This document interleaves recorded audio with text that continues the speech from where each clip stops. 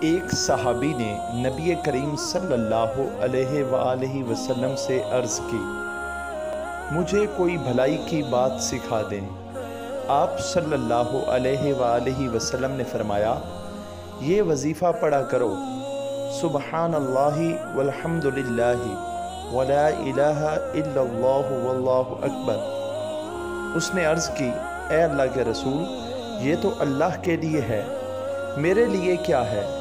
آپ صلی اللہ علیہ وآلہ وسلم نے فرمایا، جب تو کہے گا سبحان اللہ والحمد للہ ولا الہ الا اللہ واللہ اکبر، اللہ تعالیٰ فرمائے گا تو نے سچ کہا۔